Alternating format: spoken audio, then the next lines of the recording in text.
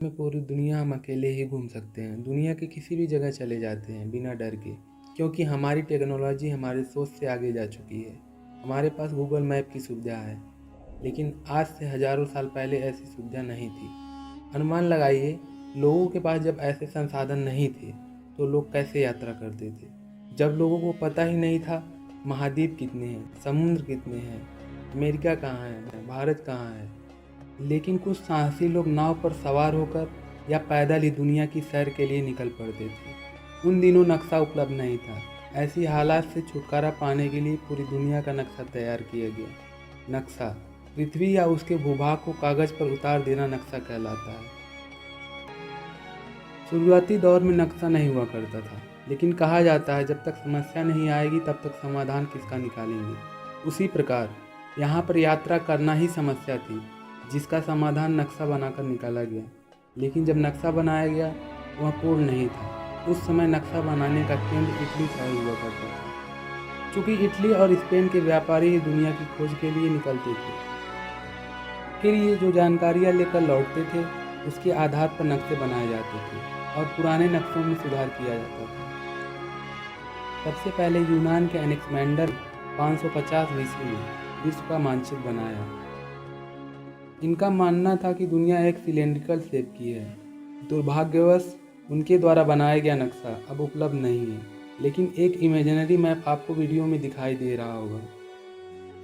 उनके बाद 150 ईस्वी में यूनानी मैथमेटिशियन टॉलमी ने अपनी बुक गाइड टू जियोग्राफी की 8वीं बुक में विश्व का मानचित्र तैयार करने की कोशिश की। इसमें लैटिट्यूड और लॉन्गिट्यूड का भी यूज किया गया। इनके द्वारा बनाया विश्व मानचित्र फेमस है और इस तरह से यह सिलसिला चलता रहा और समय समय पर विश्व मानचित्र में परिवर्तन होता रहा। इसी प्रकार से साल 1154 ईस्वी में अरब जियोग्राफर, जिनका जन्म मोरक्को में हुआ था, उन्होंने तबुला रोजियाना बनाया, जो दुनिया के सबसे फेमस मध्यकालीन मानचित्रों में से एक है। इस नक्शे में दक्षिण भारत वह जगह है जहां हम उत्तर भारत को खोजने की कोशिश करेंगे। अल इदरसी के नक्शे में दक्षिण भारत को देखा जाता है, जहां उत्तर भारत को देखा जा सकता है, और श्रीलंका शीर्ष पर एक द्वीप के रूप में दिखाई देता है। साल 1402 में ओनील गंगई योगदे गुडको जीडो, जिसे अक्सर कांगनीडो के रूप में संक्षिप्त किया जाता है, जो रेशम पर चित्रित है, जिसको कोरिया में बनाया गया। एक विश्व मानचित्र है जिसे कोन उन और ई हो के द्वारा निर्मित किया गया है। आज मानचित्र की केवल 2 कॉपियाँ उपलब्ध हैं और दोनों जापान में रखा गया है।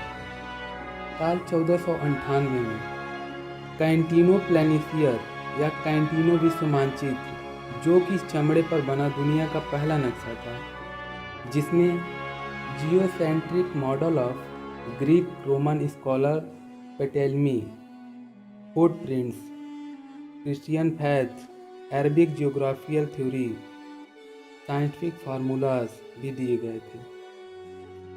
15वीं और 16वीं सेंचुरी तक जो नक्शे बन चुके थे उसे लाइब्रेरी में सुरक्षित रखे गए, उसे नाविकों को दे दिए गए और इसके आधार पर नाविकों ने दुनिया के और भी हिस्से को खोज निकाला।